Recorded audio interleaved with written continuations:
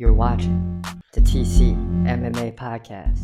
Now, moving forward in the women's flyweight division, you got Viviane Araujo coming in 12-6, taking on Karine Silva, 18-4. You gotta love this. Brazil on Brazil. Let's get into this one right now. In the women's flyweight division at UFC 309, you got Viviane Araujo taking on Karine Silva, and this is Brazil on Brazil. The stakes don't get bigger than this, and this is in the pay-per-view. Araujo 12-6, Silva 18-4. Silva's 1 inch taller at 5'5". She's just 30, right smack in the middle of the prime window. Araujo 37 years old, but what we've seen is older fighters in the women's divisions continue to get better till about 37, 38, 39. So keep that in mind. Araujo 1 inch reach advantage. They both stand right-handed. Araujo's more active with 4.1 significant strikes per minute to 2.7 for Silva. Now the takedown game swings the other way. 3.6 takedowns per 3 rounds for Silva. That's more than 1 per round. Viviane lands like 1 every other round, but she does have a 78% takedown defense. That's big, and hasn't been finished, at least in the UFC. For sure, she may not have been finished ever. There's 1 loss outside the UFC. Now, Viviane lost to Natalia Silva, very good fighter, by decision, got dominated. Beat Jennifer Maia by decision.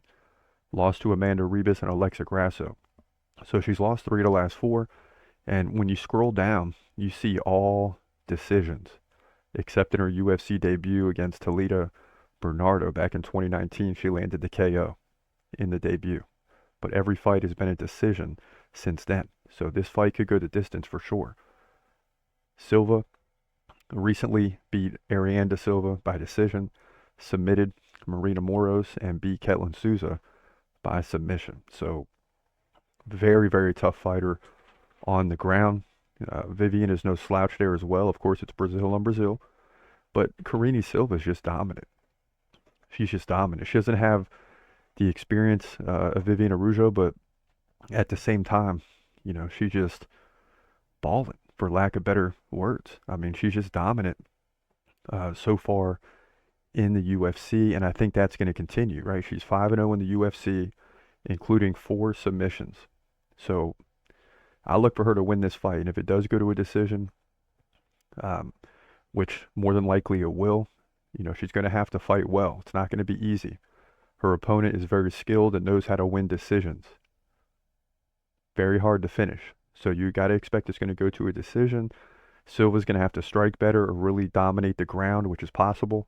So we're really not going to know till we see it.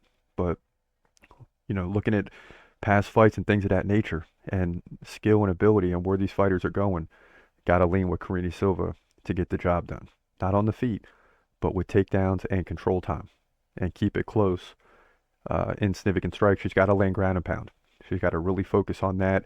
If she's just going for submissions the whole time, it's not going to go well, right?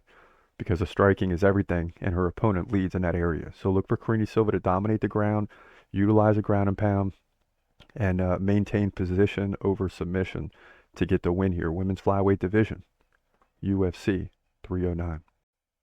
So that's going to be important, right? Position over submission. If she's trying to get submissions and loses control, that's obviously not good for any fighter. But in this fight, where it's going to be very technical, Brazil on Brazil, Karine Silva's got the ability to maintain position if she so chooses, and that's the route she should take. He's gon' fight, he's gon' fight. Hold your breath till the end of the night. Last fighter call, UFC at its height. Yeah. Bringing that thunder with all his might, saying step up, wanna fight? Hold up, think twice. Gladiator, assassin, reckless, no abandon. Walk through that cage, he'll leave your ass